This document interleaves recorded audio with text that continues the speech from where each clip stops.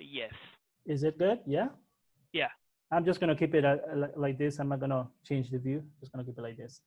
Yes, I was saying what it is just basically like a learning club. This is think of it as a group to keep ourselves kind of informed and motivated to learn something new every day.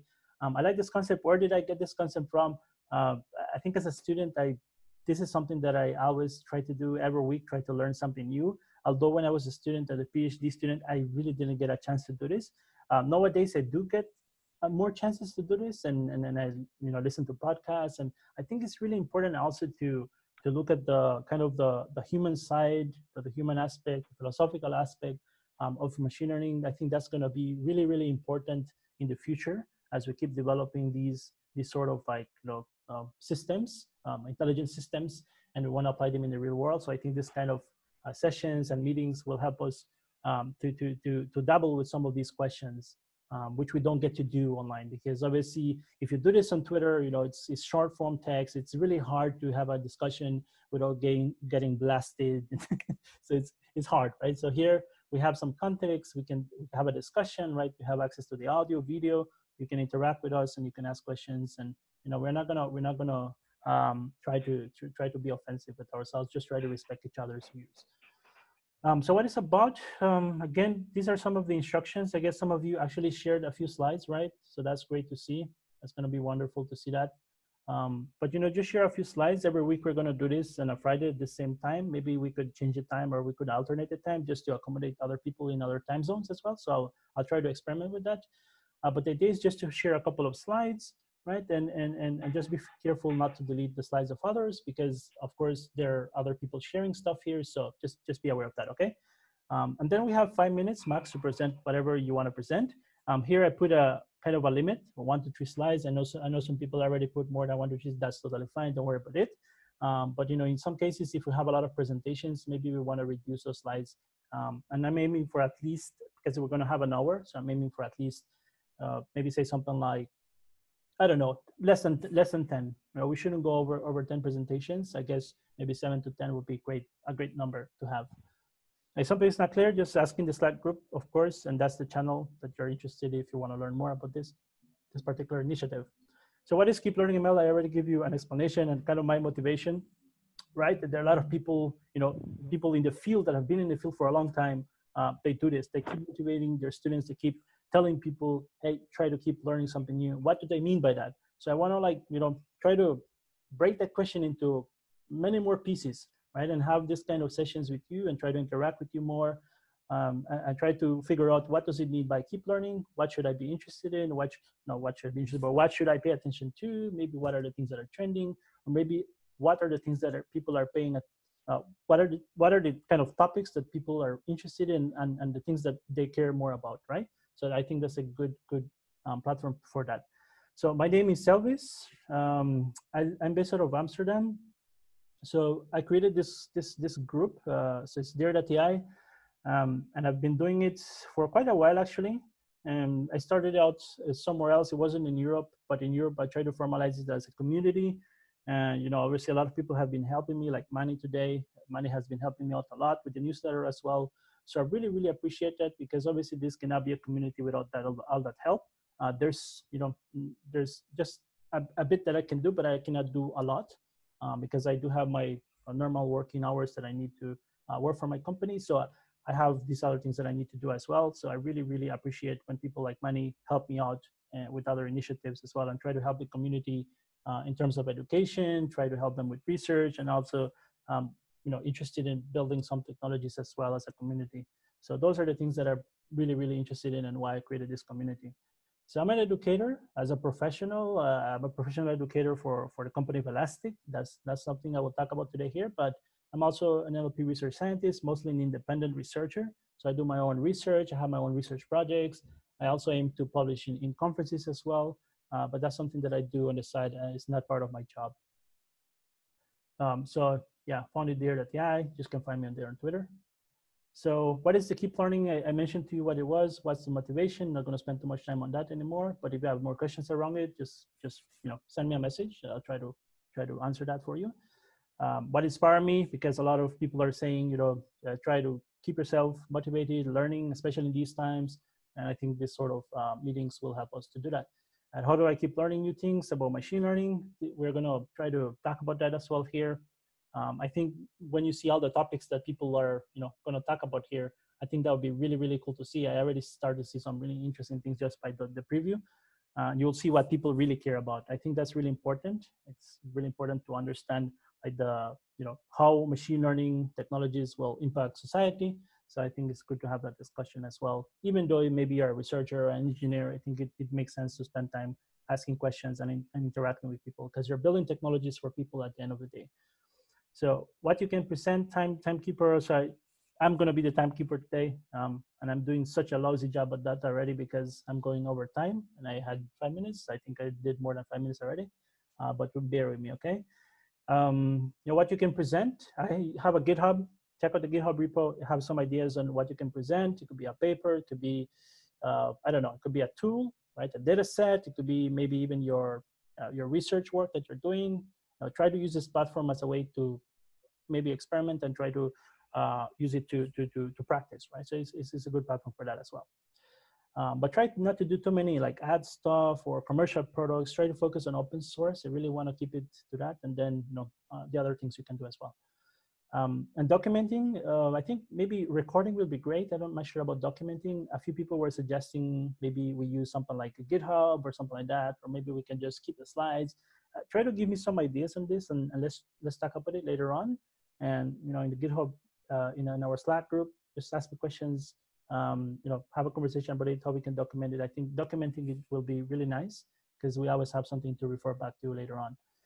Ideas for the future, I'm open to ideas as well. I'm not sure where this is going to go, where this is going to work. It's up to you, whatever you want to make it. And I'm just here to try to help out and try to kind of guide this.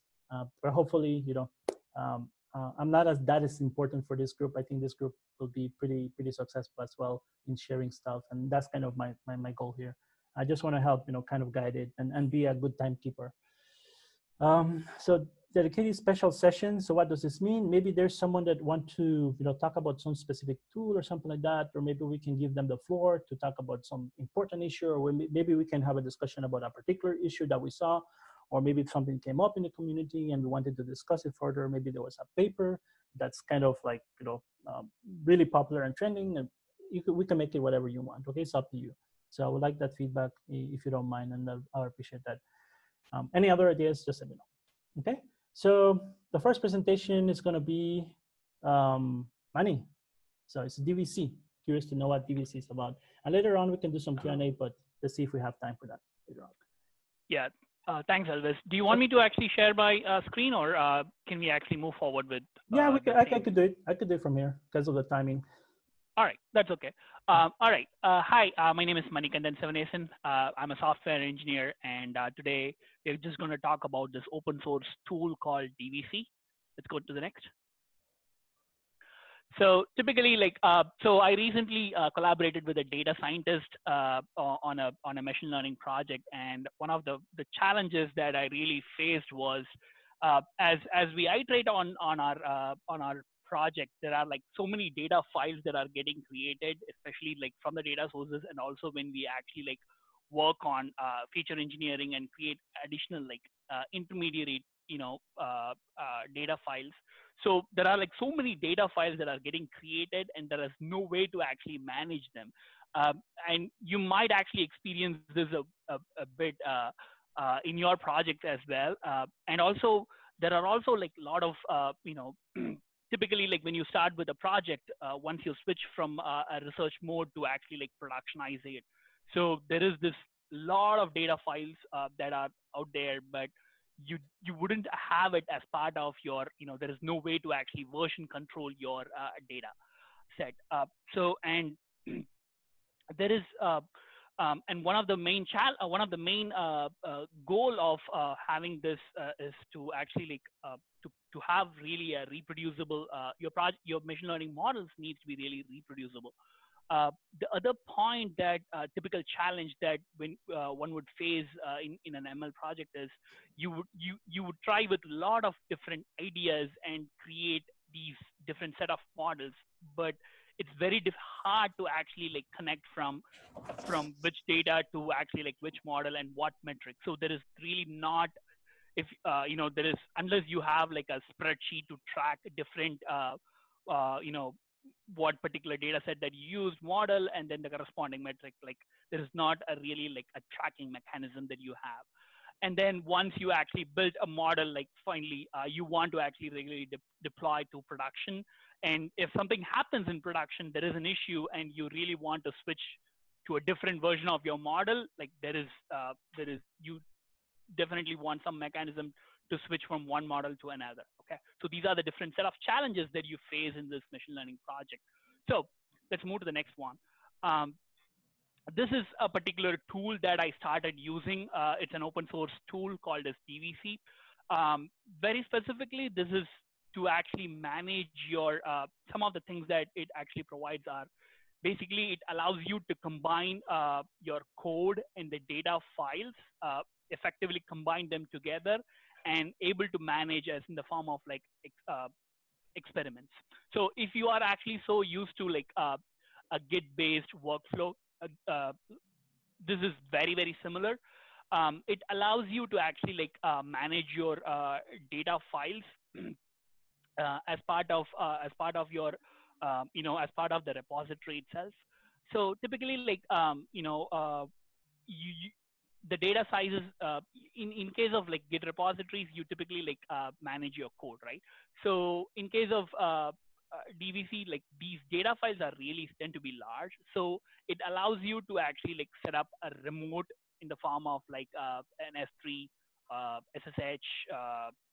I mean, separate like storage in form of cloud storage, but allows you to actually track this and store it, and then allows you to track it based on like separate metadata in your repository.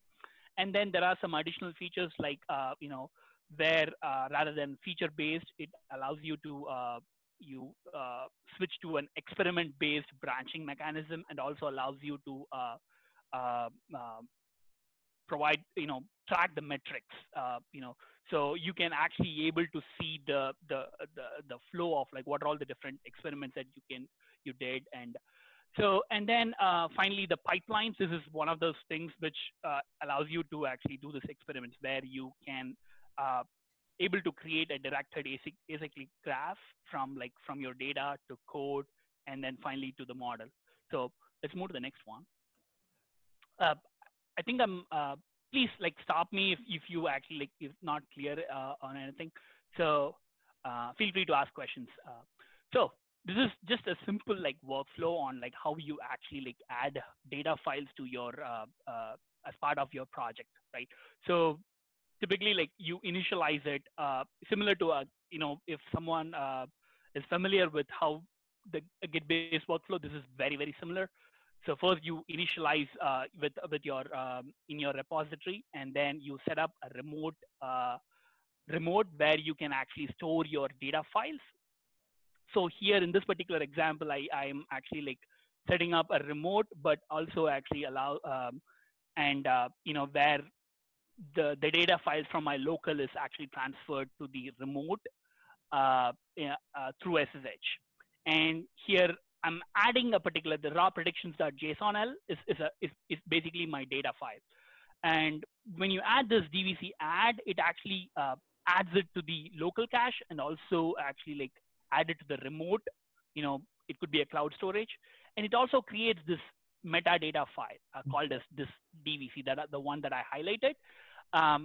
So what it does is it's basically a simple metadata which contains the MD5 hash of your data. So so this is what actually captured in your Git repository, versus and the actual data is actually like is stored in a separate remote storage. So anytime you make changes, you actually like do this process of this your MD whenever the data gets changed, your MD5 hash gets changed, and you typically track this metadata as part of your Git repository, and you track this, and then you do this similar to a Git-based workflow. Then let's move on to the next one. This is an example for how you actually track both the same approach that you use to version. This is the way to actually version control your data. the same approach is actually used to actually to push your data to remote code storage. Similarly, you can actually pull. This is an example workflow how you actually perform that process. Let's move to the next one. So this is an example that I'm sharing how to actually construct. So when you actually this happened to me where I tried multiple number of experiments, and then you create this multiple model files but and once you finalize it, you really want to actually have a reproducible mechanism, to what is the particular data file that you used, and what is the vectorizer that you used, and then finally the actual code to actually train your model. So everything gets connected and then added as part of this DVC run train.dvc. This is the way that you could actually you can able to reproduce the entire process through this particular command. So this is what I did actually added. So I actually run this, and then I asked my collaborator to actually they could easily able to reproduce this in their actually in their machine without this.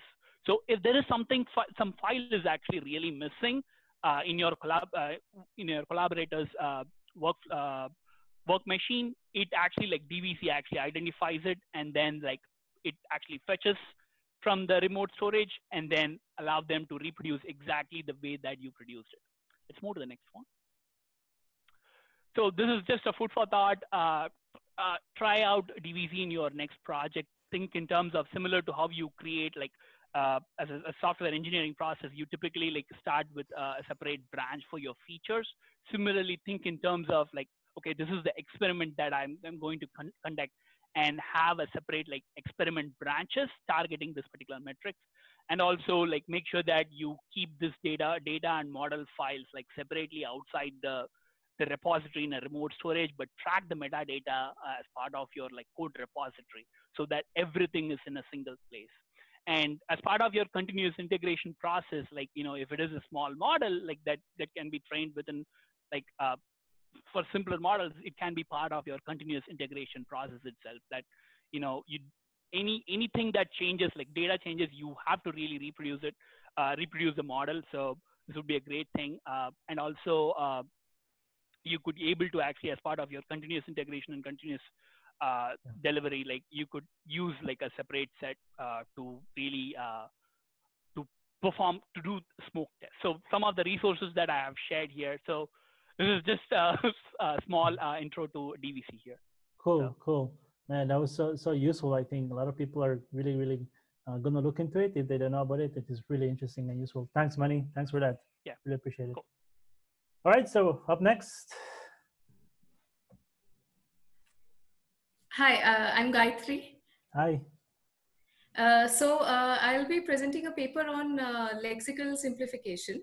I just want to give a background first about this topic. So this paper, the title is CompLex, a new corpus for lexical complexity prediction from Likert scale data. But broadly, this comes under the area of, could you please go to the next slide? Sure. Yeah, so this comes under the area of text simplification. So text simplification is, you could think of it as accessibility for text. It is basically you're modifying text in such a way that it becomes easier for readers to understand. So you might maybe modify the structure of the text, or you might replace words with simpler words. And this study is about lexical simplification. So they are trying to identify which words are complex, and then later they would be substituting these complex words with their simpler synonyms based on the context of the word. So a lot of work has already been done in this domain, and that is what this figure shows. So this shows who all have benefited from this work. So you can see that people with impairment, be it visual impairment, deafness, etc., they have benefited. It is also useful for children, for people who don't know the language, who are not for native speakers of the language. A lot of work has been done in many languages. So in English, you can see a significant amount of study. But apart from that, as you can see in French, German, Japanese, etc., we can also find a few papers there. So could you please go to the next slide? Okay, so till now, so this is the existing work part of the paper. So till now, this complex word identification has been approached as a binary classification task. So basically, you would be giving a set of sentences to annotators, and they would annotate that this word is complex, and this would later be fed into a binary classifier. So that is how this has been approached till today. Apart from that, one of the shared task which was held in 2018, they used it, they looked at it using probability. So instead of asking the annotators to mark this word as complex or not, they said, mention the probability that somebody would think that this word is complex. And then later, they just looked at the proportion of annotators who labeled this word as complex. So, these are a few approaches that were taken initially, but then they were not able to achieve a high enough performance. So what the authors thought was that instead of looking at it in a binary form, let's look at it with continuous values. Could you go to the next slide? So they used a Likert point scale, wherein now if you are the annotator, and if you're presented with a sentence along with a list of target words, now for each word you are supposed to mark that this word is 0, or let's say this word is very simple, or this word is very complex, so they would rate it as 5. If they think that it's in between, then they would rate it as 3, and so on. So this was the unique contribution by the authors. And as far as the corpus is concerned, they tried to include corpus from different domains. So as you can see, you have a religious text, you have text from the parliament, you have text from the biomedical domain. And the words they selected, they were all nouns. They selected words with varying frequency, low frequency to high frequency. And they also tried to identify phrases that are complex. So they chose a few multi-word expressions. So these expressions were chosen in such a way that an expression, if it has 2 nouns or a noun and an adjective, then it was chosen for the task. And the other thing that they allowed the annotators to do was that suppose a word table appears in multiple sentences, you can give a different complexity level to that word, because depending on the sentence in which it is used, you may or may not understand the sense of the word. So this was one additional thing that they did. And yeah, so you can see a few values here. In this way, they had 10,800 instances, and they chose only those instances that were annotated by at least 4 people. And whatever annotations were given, they calculated the average of the annotations, and that is the value that was assigned to that word. That was the complexity level assigned to that word. Could you go to the next slide? So once they got this data set, now since this is not a binary task, this is not a binary classification task, they used linear regression. And the features that they considered were, number 1, they looked at the word vectors, they looked at the embedding. So they used GLOVE, which was a context agnostic vector embeddings. They also extracted the vectors of the sentence of the word. And besides this, they also extracted a few characteristics of the word. So they call these characteristics as handcrafted features. So those properties were the frequency of the word in this corpus, in the Google Web 1T corpus, the length of the word, which was expressed in the number of characters, and the number of syllables in the word. So if you look at the literature, these are the common characteristics that everybody has been observing for calculating the complexity of a word. So they have also done the same thing here. This was surprising for me, because generally for any machine learning task, the train to test proportion would be 70-30 or 60-40, probably generally 70-30, right? So they used this 90-10 proportion. And for evaluating their models, they used mean absolute error. So they evaluated glove embeddings, they evaluated sentence embeddings, and then separately they evaluated the rest of the 3 features associated with words. In the next slide, you can see the results that they got. So this is the error. And if you look at the first one, for all the corpora, the one with the lowest error was the handcrafted features. That means the word length, the word frequency, the syllable count. These were important with respect to complexity. Word vectors were also, I mean, it's around the same value. So we can say that those are also important to identify the complexity of a word. But then according to the experiment that they conducted, they found that context was not really important. So if you look at the sentence embedding feature, it gives a higher error as compared to the others. So they claim that context is insignificant. It is yet to, I mean, we could explore it more, I feel. And another observation they made was that the biomedical corpus, which was a domain specific corpus, that had higher complexity values, which was expected. And apart from that, another discovery was that most of their words had their annotation level was towards the simpler side. So when you say 0.3, 0.4, these are less than 0.5. So it comes under the simpler area. Could you go to the next slide? So now the objective of the paper was not to give a state-of-the-art result. Their objective was only to get an idea of what all features would be important. So now based on this, they are saying that the context agnostic word embedding is important, that word characteristics are important.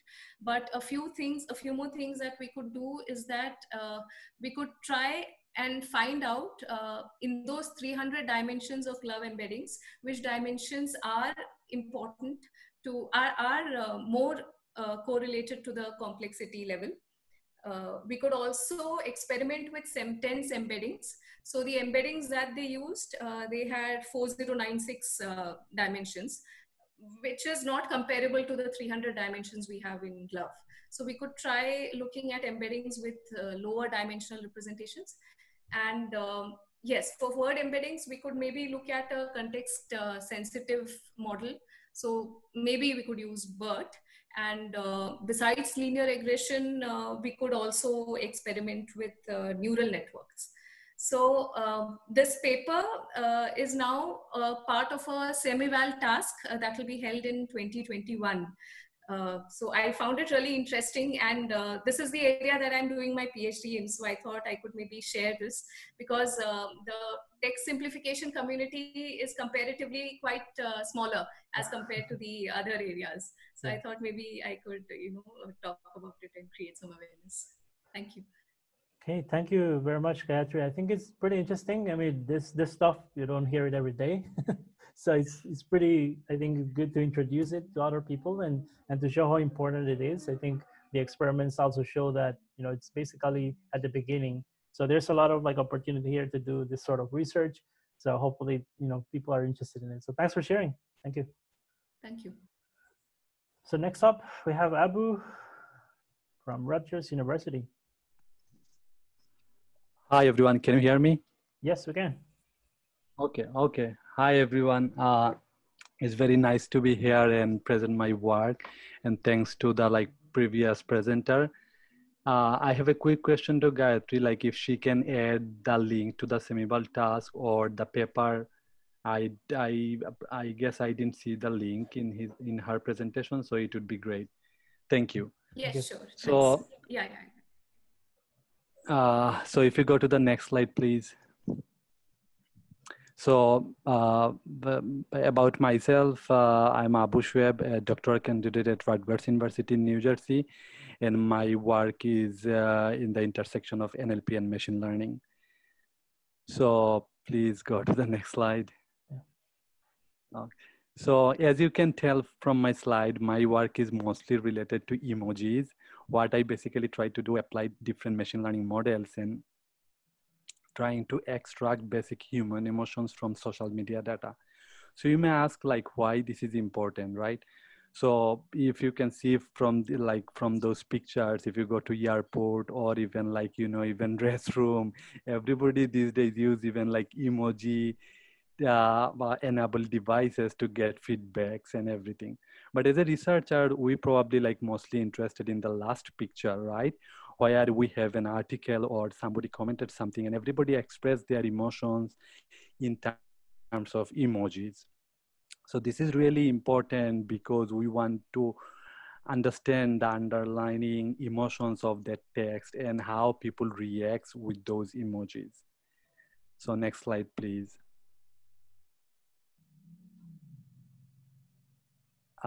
Okay, and also this is like another example. If you can see, like, you know, when we have a like plain text conversation versus when we have like a emoji-based conversation, you see like the first picture on the top is a like plain text conversation. So you are not sure whether is a like, you know, positive sentiment or negative sentiment, right? Versus when you look at the like two other like the same conversation, which is moderated by emojis. So you can definitely see like when you add emojis, it actually moderates the emotion of the conversation. So in that perspective, we are also interested to know how emoji expresses emotions, and if it expresses a particular emotion, what is the intensity of the emotion, because this is really important for researcher as well as for machine. Next slide, please.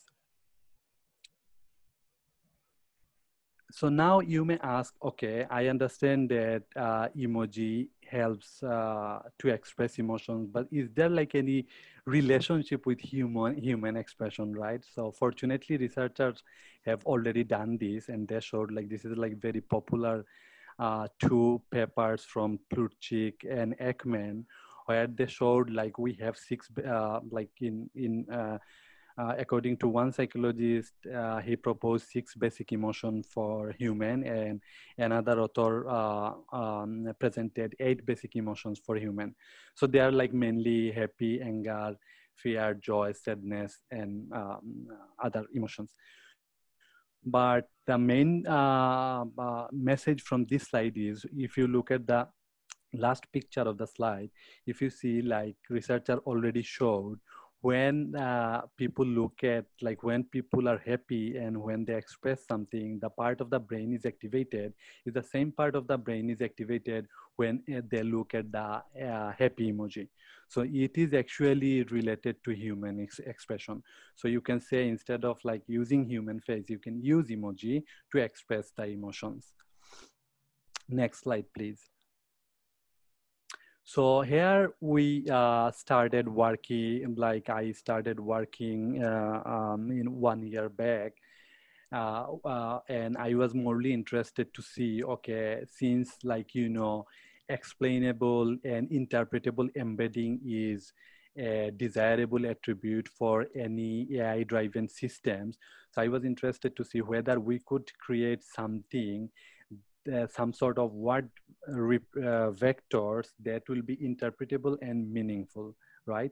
So in that case, I wanted to take the advantage of emoji and see how emoji and word relationship can help us to understand the emotions of text and emojis.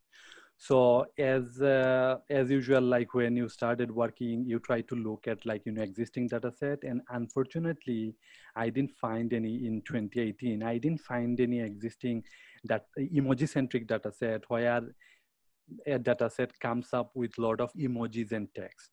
So I created a Twitter dataset of 22 million tweets where I selected like a 620 most frequently emojis as a key emoji, and we use those to crawl the dataset from Twitter for a 1 year period. So in total, we have like 365 days multiplied by 100 tweets per day and 620 emojis, which is roughly 22 million emojis. And in order to like, you know, have a like fair data set, we also apply like a certain conditions for cleansing. Like if we have like 5 tweets more than 5 tweets from you from a particular user, then we try to avoid those tweets, and we only keep 5 tweets from a user. That way, you know, you balance your data set. So if you go to the next slide, please. So now we have this collection or corpus, you can say, where we have tons of emojis and English words. So at first we started training a what-to-vec model. So we train a what-to-vec model on our corpus, which we are calling the intermediate representation of our vectors. And then we calculated the, so in that vectors, you have both word and emojis, right? Then it was 300 dimensional. Then we calculate the cosine relationship between emojis and each words. So that since we have 620 emojis, we ultimately have a 620 dimensional word vectors, where each vector represents a relationship between a word and emoji. So now you can tell, like when you look at the regular word embeddings, right? If I ask you, okay, what is the meaning of, let's say, 220 dimensions? You have no idea. But if you look into this representation, you can at least tell, okay, this vector represents the relationship between word and emojis. So this is our final representation of vectors. We call it emotag because with the hope that this will help you to tag emotions. Next slide, please. So this is emoji-based emotion. Don't hit next because this is the question for everyone. So now if you look at the representation, let's say this is like simple vector representation, right? And now you know because each representation corresponds to a particular emoji. So when you look into the first one, you see 0.8 for that prank emojis, and you have other emojis. So at least you can guess, okay, probably this word is a prank. So this is the vector representation of prank. And if you look at the next one, you see like when we talk, like if you look at our data set, after the training, you see women word and the vector representation of this, where it has high score for love and lipstick and for other, you know, fashion items. So if you look at the last one, if I ask everyone, can you just guess what would be the word? What is the original word, and what this is the vector representation of a word. So can you guess what would be the word for that last representation? It's tricky. It's tricky. Sick. And yeah, close. Any other guess? Virus, maybe, I don't know. Disease. Probably virus. Yeah, if it is 2020, it would be virus. Yeah, exactly.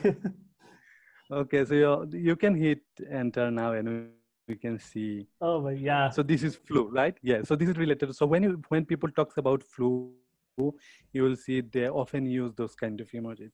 So at least you have a like visual, not only like machine can understand this, but if I give you some example like this, at least you have a sense, okay, what does this vector represents?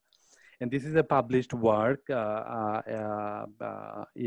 RNLP conference, and you can check the paper for additional information. Okay, next slide, please. So now, obviously, when you have a new vector representation, you want to see how this embedding works in any downstream task, right? So we use one of the tasks, Semival task from 2017. The task was actually you are given a tweet and a corresponding like respective emotions for the tweet, and your job is like to predict the intensity of that tweet. So let's see if it is a joy emoji. Can you tell how intense the joy is of that particular emoji? And here intensity refers like from 0 to 1. 1 means high intensity and 0 means low intensity. And for that task in this table, I shows the Pearson correlation with the gold standard scores versus our predicted score. And you see our one is interpretable. The second row shows emotag. And we also use in that our experiment, we also use non-interpretable vectors like what2vec, glove, and particularly glove for Twitter. And you see like comparing to these gigantic distributional word vectors, our one was comparatively doing good as well. And in that case, you see like for globe Twitter, the dimension was 200, and word2vec, and for other vectors, it has also 300 dimensional, but our one is 620 dimension. Next, please. And so this is one way to look at our work and compare how good or bad the vector representation is. So using that vector, we also try to generate sentiment score for emojis. So in the sentiment space, there is already some work from Novak, and he proposed sentiment score for different emojis. And with you, we use our model. And using our model, we use a like unsupervised learning method and came up with sentiment score for different emojis. So here I am showing like only 4 different emojis.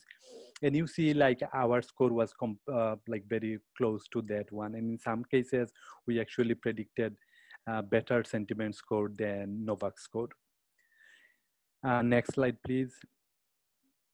And also, since I have been talking about emotions of emojis, there is another work called Emoji to Emotion, where they proposed an unsupervised learning as well, and they propose emotion score for very few emojis. And we actually proposed emotion and sentiment score for 620 emojis. So we are like already interested in comparing our score with these scores. So you see like except those red numbers, all other cases, it was matched. So what I am referring to match is like, let's say you have an emoji, right? And in our case, let's say we target only 4 major emotions, which is anger, fear, joy, sadness. And we look at the 4 different scores. And if we see for a particular emoji, what is the highest emotion score among all of these emotion groups. So for one emoji, like the first one is anger, it has the highest anger score, and it has less joy and sadness score. So the emoji to emotion paper actually just labels an emoji, and we level it in that way based on our emotion scores. And in that case, we are able to match majority of their emojis according to our emotion scores. So yes, so I think that's all. This is like the first paper that we published, and second one is under review now. So if you just look like just as a conclusion, this is like first meaningful collection of emoji centric tweets, where we showed that we can apply existing word2vec model, and then we use it as an interpreted representation, and ultimately we converted to other vector representation which can be interpretable and meaningful for many machine learning tasks. That's all. Thank you. Let me know if you have any question. Thank you so much. I think that was it, right? That was the last presenter, I guess. Yeah. Yeah, that was it. Cool. I write on the hour as well. Thank you so much for that presentation. It was really great, and the examples are really, really wonderful. This is really impressive work. Thank you for sharing.